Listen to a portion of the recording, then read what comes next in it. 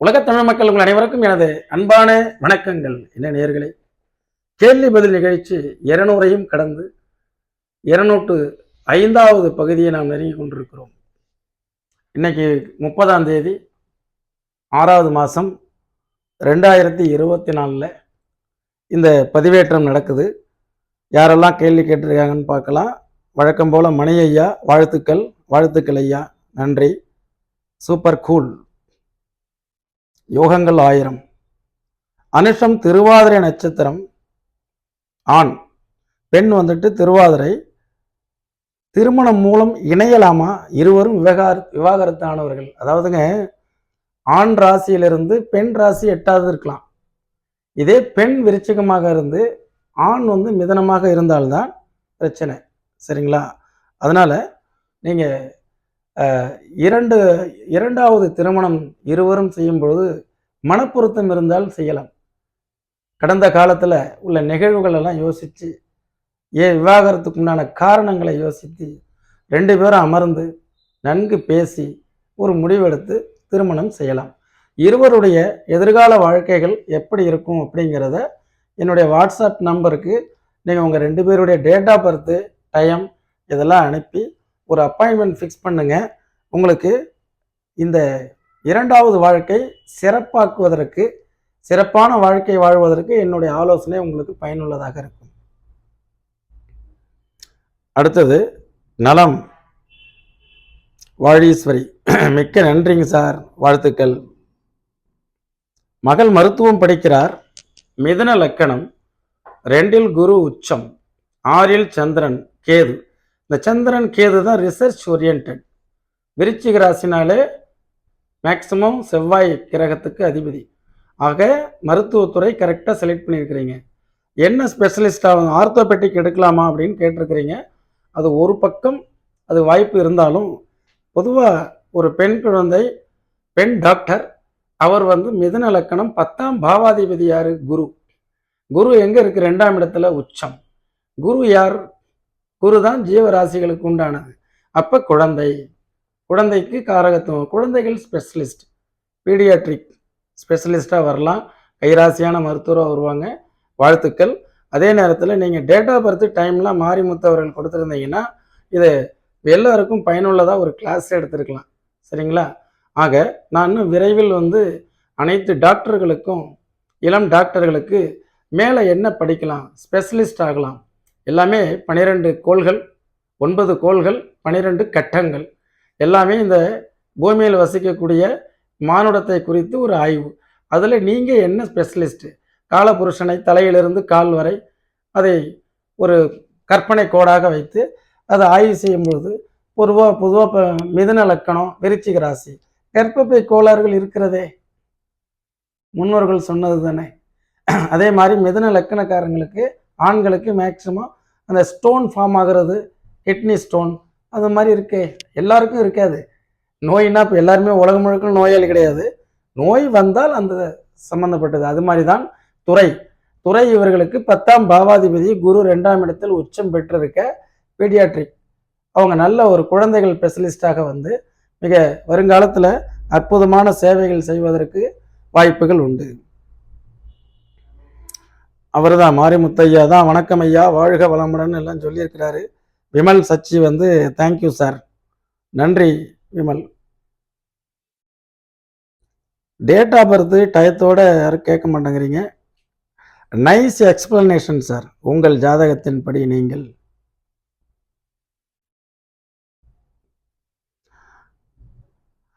ஐயா, மீனம் ராசியிலே சுக்கிரன் உச்சம், அதாவது சுக்கிரனுடைய தொழில்களில் கேட்குறார். மிதுன லக்கணம் 10ல் சுக்கிரன் உச்சமாச்சு, அவர்களுக்கு எப்படி? அதாவதுங்க 10ஆம் பாவக தொடர்பு, 10ஆம் பாவாதிபதியினுடைய தொடர்பு எப்படி? 10ஆம் பாவக தொடர்புங்கிறது சிம்ம லக்கணத்துக்கு 10 குடையவன் சுக்கிரன், மகர லக்கணத்திற்கு 10 குடையவன் சுக்கிரன், சுக்கிரனுடைய தொழில்கள் செய்யலாம். இதே மிதுன லக்கணத்துக்கு 10ல் சுக்கிரன் உச்சம், சுக்கிரனுடைய தொழிலை செய்யலாம். அதே 10ஆம் பாவாதிபதி சுக்கிரனுடைய வீட்டில் சுக்கிரனுடைய தொழில் செய்யலாம். புரியுதா? ஆக நாம் இருக்கிறது பார்த்தீங்கன்னா ஏற்றுமதி துறையில் இருக்கோம். அதுவும் பனியன், ஆக இங்கே வரக்கூடிய ஜாதகங்கள் நிறைய இந்த தொடர்புகள் எல்லாம் ஆய்வு செஞ்ச அந்த அனுபவத்தை நான் உங்களுக்கு சொல்கிறேன். அதனால் சுக்கிரனுடைய தொழில்கள், சுக்கிரன் உச்சம் பெற்று 10ஆம் பாவத்தில் இருக்குது, தாராளமாக செய்யலாம். குருவின் தொழில்கள், ஜூபிட்டர் பிஸ்னஸ். அண்ணா தேங்க்ஸ், நன்று சார். உங்கள் குரலில் சிறு மாற்றம் இருப்பது போல் தோன்றுகிறது. அதாங்க அதுக்கு, அதாவது கரெக்டாக 6ஆம் பாவகத்தினுடைய திசை தனுசு லக்னத்துக்கு 6ஆம் பாவகம்ங்கிறது காது, மூக்கு, தொண்டை. அப்போ தொண்டையில் கத்திக்கிட்டே இருக்கிறதுனால வாத்தியாருக்கு வர்ற மாதிரியான ஒரு ஓக்கல் கார்ட் பிரச்சனை வந்திருக்கு. அதை விரைவில் சரி செய்யணும். சரி செய்த பிறகு மீண்டும் பழைய குரலில் இறைவோம். என்ன போனால் 1 மாதம் ரெஸ்ட் எடுக்கணும், உங்களோட பேச முடியாது, அப்படியே தள்ளி போயிட்டே இருக்கு. பேசிக்கொண்டே இருக்கிறோம், குரல் ஓசை வரும் வரை பேசிக்கொண்டே இருப்போம். ரைட், பதிவு அருமை. மோகன் சார், எனக்கு 7ல் சனி, லக்னத்தில் சுக்கிரன், முதல் திருமணம் முறிந்து விட்டது. 2ஆம் திருமணத்திற்கு வரன் தேடி கொண்டுள்ளேன், எப்படி அமையும்னு கேட்குறீங்க. டேட் ஆஃப் பர்த் டைம் கொடுத்தீங்கன்னா விளக்கமாக ஏன் முதல் திருமணம் முறிந்தது, 2வது திருமணம் எப்படி இருக்கும் என்பதை என்னால் சொல்ல முடியும். சரிங்களா சார்? வீடியோ பதிவு நன்று. சந்திரன் தொழில் மேஷம், இதை செய்யாதீங்க முதல்ல. ட்ரூ சார், புரிந்து, பட் கண்ட்ரோல் பண்ணிக்க முடியல. அதாவதுங்க, கண்ட்ரோல் அப்படிங்கிறது நம்ம கையில் தான் இருக்கு. கோபம் எப்படி வருது, யார் மூலமாக வருதுன்னு ஒரு குரு கேட்டார்.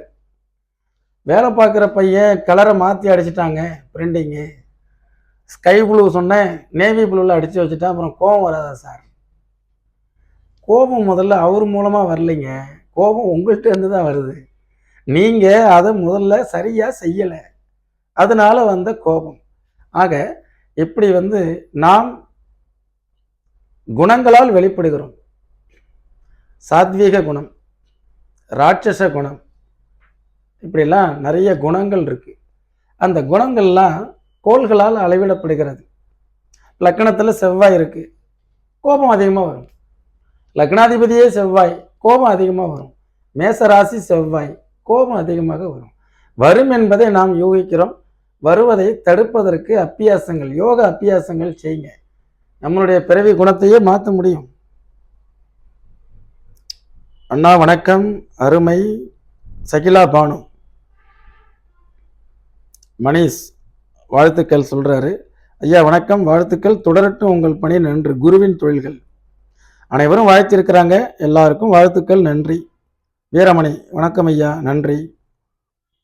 குருஜி வழிகாட்டும் கலங்கரை விளக்கு, குருவே வாழ்த்துக்கள். அதாவது நமக்கு தெரிஞ்சதை பிரத்தியாருக்கு நாம கள்ளம் கபடம் இல்லாமல் வெள்ளை உள்ளத்தோடு சொல்லிடுறோம், அவ்வளோதான். ஏதோ ஒரு சிலர் வாங்க என்கிட்ட வாங்க, நான் உங்களுக்கு சொல்லித்தரேன் ஜோசியம், உங்களுக்கு எனக்கு இவ்வளோ ரூபா கொடுங்க அப்படின்லாம் நான் யார்கிட்டையும் கேட்டதே கிடையாது.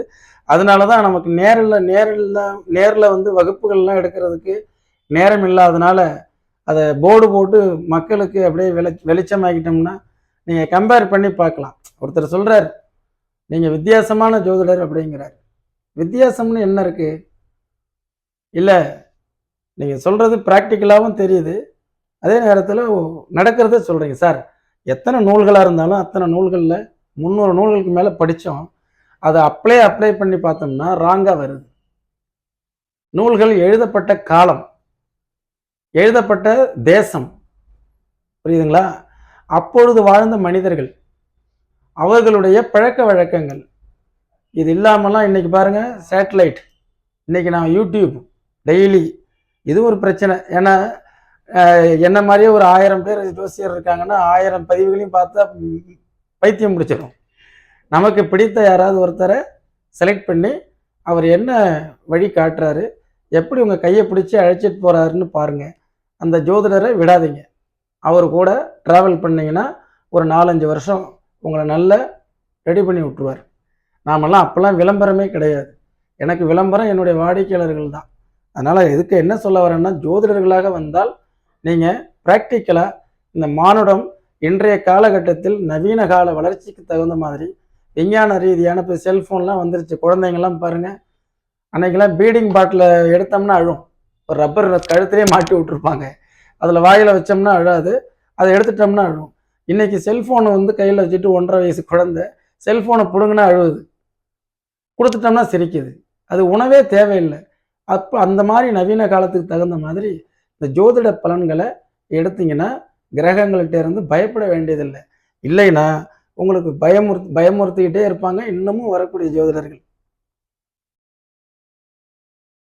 ஹாய் சார், கும்ப லக்கணம் காட் சசயோகம். அதாவதுங்க, கும்ப லக்கணத்துக்கு சசயோகம்னு இல்லை. அதாவது உங்களுக்கு கேந்திரங்களில் 1, 4, 7, 10 சனி ஆட்சியோ உச்சமோ பெற்றிருந்தால் சசயோகம். அது ஒரு நல்ல யோகம். அது நல்ல வந்து அரசாங்கத்தினால் சப்போர்ட், உழைப்பால் உயர்தல் இதெல்லாம் ஏற்படும். இந்த லக்கணத்துக்கு தான் கிடையாது, தெரியாது. கன்னி லக்கணம் மேசராசி. சார் மேசராசி அஸ்வினி, கன்னி லக்கணம் பலன் சொல்லுங்க. அதுதான் சார் அது. கன்னி லக்கணத்திற்கு 8ஆம் இடத்தில் சந்திரன் மேசராசியில் இருக்கு. அப்போ மேசராசியில் வரும்போது என்ன ஆகுது?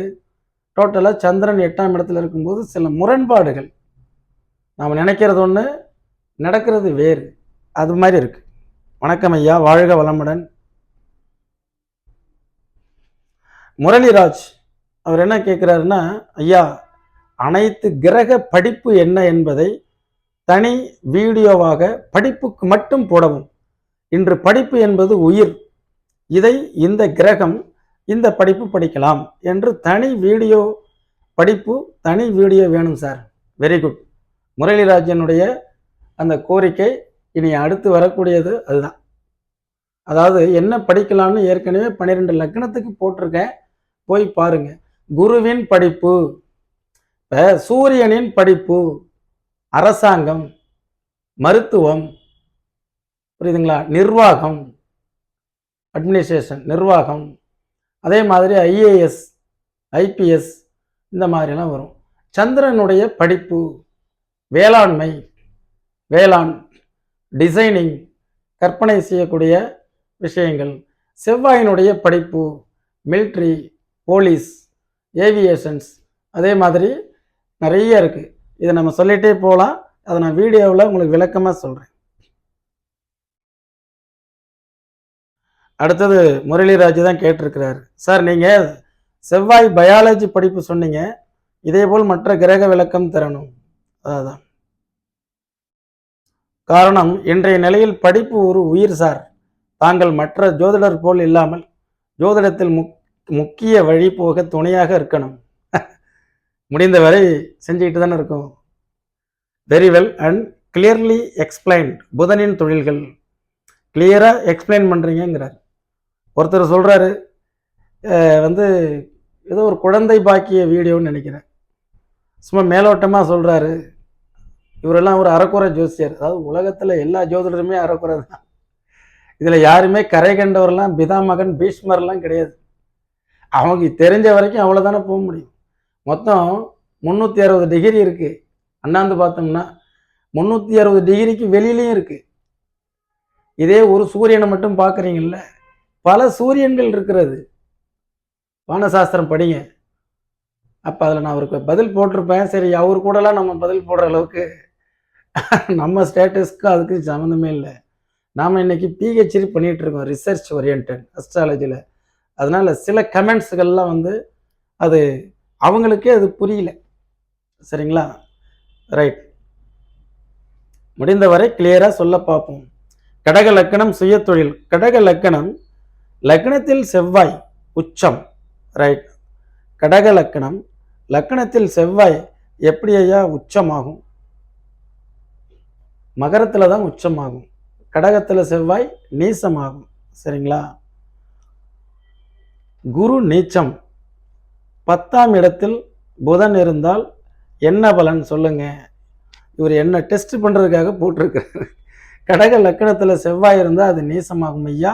அதே லக்கணத்தில் குரு தான் உச்சமாகும். மாற்றி போட்டீங்க, தெரியாமல் கூட போட்டிருக்கலாம். அந்த விரையாதிபதி போய் 10ஆம் இடத்துல புதன் இருக்கு. சரிங்களா? 10ஆம் பாவாதிபதி தொழில் எடுங்க. செவ்வாயினுடைய தொழில், லக்னாதிபதியினுடைய தொழில், நீங்கள் என்ன ராசி அது சார்ந்த தொழில். இதில் ஒரு கோயின்சேஷன் கண்டிப்பாக இருக்கும். இப்போ நான் மீன ராசி, தனுசு லக்கணம், 10 புதன். புதனுடைய தொழில் ஜோதிடம், குருவோட தொழில் ஒரு வழிகாட்டியாக இருப்பது. மீன ராசியினுடைய தொழில் 3மே ஒன்றா வருதா? அப்போ அதில் மனநிறைவு ஏற்படுதா? இந்த மாதிரி தான் கொண்டு போகிறேன் நான் என்னுடைய வாடிக்கையாளர்களை. நீங்கள் என்ன படிக்கணும், என்ன தொழில் செய்யணும், எப்படி இருக்கணுங்கிறதெல்லாம் இப்படி தான் நான் வழிகாட்டுறேன். ரைட். அடுத்தது பார்த்தீங்கன்னா, அவரே தான் கேட்டிருக்காரு, 10ஆம் இடத்தில் புதன் இருந்தால் என்ன பலன் சார்? சார், புதனின் தொழில்கள் பற்றி வீடியோ போடுங்க. புதன் தொழில் வந்துருச்சு சாமி. மனைவி மூலம் யோகம் வருமா? ஓர் ஆய்வு. மிகவும் நன்றி. அடுத்தது, ஐயா, 7 சூரியனோடு புதன் இருப்பதால் மனைவி அரசு வேலையில் இருக்கலாமா என்று எடுத்துக்கொள்ளலாமான்னா, எல்லாருக்குமே அப்படி இருக்கிறது இல்லையே. 7ஆம் பாவாதிபதி என்னுடைய மனைவி, 7 புதன் சூரியனுடன் சேர்ந்து 5ஆம் இடத்தில் சூரியனும் உச்சமாக இருக்கிறது. அப்போ எனக்கு கவர்மெண்ட் வேலை பார்க்குற மனைவி அமையணுமா இல்லையா? இல்லை. ஒரு லாஜிக் எடுத்துக்கலாம், அதுவாகவே எல்லாருக்கும் அமைவதில்லை. அதான் இந்த ஜோதிடத்தில் ஒரே மாதிரி பலன்கள் தமிழ்நாடு ஃபுல்லாக அவங்களால சொல்ல முடியல. 7ஆம் பாவாதிபதி சூரிய தொடர்புடன் இருந்தால் அவர்கள் கவர்மெண்ட் வேலையில் இருப்பார்கள், இருக்கலாம் என்று நான் அனுமானிக்கிறேன், தீர்மானிக்க முடியாது. இப்போ எனக்கு நடக்கல. 7ஆம் பாவாதிபதியினுடைய குணத்தை சொல்லலாம். 7 புதன் அறிவாளி, புத்திசாலி அப்படின்னு எடுத்துக்கணும். மாரிமுத்து அவர்கள் தான். வணக்கம் ஐயா, வாழ்க வளமுடன். ஐயா, நவாம்சம் பற்றி கிளியர் போடுங்க. நவாம்சம் எதற்காக பார்க்க வேண்டும்? அதான் அனுஷ்யா, நீங்கள் போய் பாருங்க, வீடியோ தான் இருக்கே. நவாம்சம் என்பது எப்போதுமே ராசி கட்டத்துக்கு பக்கத்தில் நவாம்ச கட்டம் மட்டும் போட்டிருப்பாங்க. மொத்தம் 10 கட்டங்கள் இருக்கு, தச வர்க்கம். அதில் நவாம்சம் எதுக்காக எடுத்துக்கிறோம் அப்படின்னா, ஒரு கோள் எந்த கோள் மூலமாக டிராவல் பண்ணிகிட்டு இருக்கு, எப்படி டிராவல் பண்ணிகிட்டு இருக்கு, இந்த கோள் நவாம்ச ரீதியாக எந்த அளவுக்கு வலிமை பெற்றிருக்குன்னு பார்க்குறதுக்கு. சும்மா அப்படியே இங்கேருந்து விமானம் பறக்குதுன்னா, விமானம் பறக்கிறதுக்கு கண்ட்ரோல் ரூம் எங்கே இருக்குது? கண்ட்ரோல் ரூம் இல்லைன்னா அது எங்கே இருக்குது, எங்கே போயிட்டுருக்குன்னு அதுக்கே தெரியாது. கோள்கள் ஒரு நட்சத்திரத்தை சார்ந்து அதனுடைய அடிப்படையில் தன்னுடைய வெளிச்சங்களை, ஒளியை உமிழ்ந்து கொண்டிருக்கிறது பூமிக்கு. அதை கிரகிக்கக்கூடிய நாம் கேது வாயிலாக ஒரு கோள் கிரகிச்சோம்னா அது உங்களுக்கு ஸ்பிரிச்சுவல் சித்தாந்தங்கள், சூரியன் நட்சத்திரங்கள் வழியாக வரும்பொழுது நம்மளுடைய நேர்மை, நிர்வாகம், ஸ்ட்ரைட் ஃபார்வேர்ட். ரிஷபராசி சூரியனுடைய ஸ்டாரில் பிறந்தவங்க எப்படி இருப்பாங்க, சந்திரனுடைய ஸ்டாரில் பிறந்தவங்க செவ்வாயினுடைய ஸ்டார் எடுத்துங்க. மிருகசீரிடம், ரோகிணி, கார்த்திகை ஒரே ராசி தான், 3ஆ வெளிப்படும். இதெல்லாம் ஆராய்ச்சி பண்ணுறதுக்கு தான் நவாம்சம். பழனி அவர்கள், ஐயா வணக்கம். பழனி, திருவண்ணாமலை. மீன ராசியினுடைய பலவீனங்கள் ஓர் ஆய்வு. தேங்க்யூ. ராகு திசை யாருக்கு நன்மை தரும்? ஒரு வீடியோவில் யோக திசை, ராகு திசை யோக திசையா அப்படின்னு ஒரு வீடியோ போட்டிருக்கேன். அதில் தனுசு ராசிக்காரர்களுக்கு ராகு திசை எவ்வாறு நன்மை ஏற்படுத்தும்? ஏனென்றால் தனுசு ராசிக்கு அதிபதி குருவுக்கும் ராகுவுக்கும் உண்டான தொடர்புகள். குரு அதை ஈடு கொடுக்க முடியாது ராகுவை. அதனால நிறைய பாருங்க, குரு ராசிக்காரங்க அந்த ராகு திசை வரும்பொழுது சிரமப்படுறாங்க. இவர் பாருங்க, இவரே தனுசு ராசி, மூல நட்சத்திரம். ராகு திசை எல்லாம் இழந்து விட்டேன்கிறார். எல்லாம் இழந்து விட்டேன், தாரம் பிரிவு, பொருளாதாரம் இழப்பு, பெண் பிள்ளைகள் தொடர்பே இல்லை, மகன் தொடர்பில். குரு திசை 2028 ஆரம்பம். ஏதோ இந்த கிரகங்களின் அசைவு மனிதனை ஏதோ ஒரு வகையில் தாக்கங்களை ஏற்படுத்துகிறது. விஞ்ஞானம் பதில் சொல்ல முடியாதது பிரபஞ்ச ஞானம் சொல்கிறது. பேராசைப்பட்டதில்லை, ஆனால் எல்லாம் உழைப்பால் அடைந்தும். இவருடைய பதிவு பெயர் இல்லை. அதாவதுங்க, இந்த பதிவுக்கு என்னுடைய பதில் என்ன அப்படின்னா, ரொம்ப ஒரு யோசிக்க வேண்டிய விஷயங்கள். இவர் தனுசு மூல நட்சத்திரத்துக்கு அதிபதி கேது. ராசிக்கு அதிபதி குரு. ராகுவின் தொழில்கள். இவருக்கு என்ன பிரச்சனைனா, ராகுவனுடைய சூதாட்டம், ராகுவனுடைய ஷேர் மார்க்கெட், ராகுவனுடைய நம்பர் 2 பிஸ்னஸ், இந்த மாதிரி போனாலும் பிரச்சனை. போகாம சிவனேன்னு இருந்து அவருடைய ராசிக்கு அதிபதியாக குருவினுடைய தொழில் மட்டும் செய்திருந்தாருன்னா தப்பிச்சுக்கலாம். இவர் முதல்ல தனுசு ராசிக்காரர். எனக்கு தெரிஞ்ச ஒருவர் இருக்கிறார், அவர் பேரெல்லாம் நம்ம சொல்ல முடியாது. அவர் என்னன்னா, அப்பவே அந்த காலத்திலே ஜாதகம் பார்க்கறதுக்கு ஒரு ஜாதகத்துக்கு உண்டான ஃபீஸ் 10 மடங்கு கொடுப்பார். ஏன் சார்? இல்லை, நீங்கள் நல்லா இருக்கணும் அப்படிம்பாரு. இவர் என்ன பண்ணிட்டாருன்னு கேட்டிங்கன்னா, ஷேர் மார்க்கெட்டில் கொண்டு போய் 2 கோடி ரூபாயை இழந்துட்டார். இது என்கிட்ட சொல்லவே இல்லை. வரும்போது இப்போ டைமிங் எப்படி இருக்குன்னு கேட்பாரு வழிய, என்ன செய்ய போறோம்னு கேட்டாரா? நாம் என்ன செய்யணும்? நான் ஒரு உணவகம் வச்சிருக்கேன் அப்படின்னா, அந்த ராகு திசை பிளஸ் குரு நல்லா ஓடும். மதுபான விடுதியுடன் கூடிய உணவகம், நல்லா ரெஸ்டாரண்ட் நல்லா ஓடும். க்ரோசரி ஐட்டங்கள், டிபார்ட்மெண்டல் ஸ்டோர், இந்த மாதிரி இந்த தனுசு என்ன பண்ணணும்னா, அந்த உணவு சார்ந்ததுக்குள்ளார பயந்துருக்கணும். ஷேர் மார்க்கெட், நம்பர் 2 பிஸ்னஸ், இதெல்லாம் நான் பதுக்கி வைத்து விற்பனை செய்தல், இதெல்லாம் உங்கள் ராசிக்கு மேட்ச் ஆகாது. நீண்ட பதில்கள் காத்து இருக்கிறது. ஒரு முறை நீங்கள் உங்கள் ஜாதகத்தை எடுத்துக்கொண்டு வாருங்கள். எல்லாரையும் நாம் கூப்பிடுறதில்ல. உங்களை மாதிரி உள்ளவங்களுக்கு தாங்க ஜோதிடம். எல்லாத்தையும் இழந்து நிற்கிறேன் நிர்கதியாக அப்படிங்கும்போது கையை பிடிச்சி ஒரு ஜோசியர் அவனை தூக்கணும். நான் உன்னை தத்து எடுத்துக்கிறேன், வா என் கூட டிராவல் பண்ணு, மீண்டும் அந்த குரு திசையில் மிகச்சிறப்பான வாழ்க்கை வாழ்வாய். யாருன்னு எனக்கு தெரியாது, உங்கள் வயசு என்னன்னு தெரியாது, நீங்கள் தான் வரணும். நாங்கள் யாரையும் தேடி கூப்பிடுறதோ, தயவுசெய்து வாங்க ஜாதகம் பாருங்க என்கிட்டன்னு கேட்குறதுலாம் நமக்கு பழக்கம் இல்லை. தானாக சேர்ந்த கூட்டங்கள் தான் வாடிக்கையாளர்கள், நிரந்தர வாடிக்கையாளர்கள். எனவே கேள்வி பதில் நிகழ்ச்சி 205 பார்த்தோம். 206 நாம் மீண்டும் சந்திப்போம். தயவுசெய்து இந்த பார்ட்டில் எதுவுமே ஸ்க்ரீனுக்கு வரல. ஏன்னா டேட்டா பர்த்து டைம் யாரும் அனுப்பலை. அடுத்ததுலையாவது பார்ப்போம். நன்றி, வணக்கம்.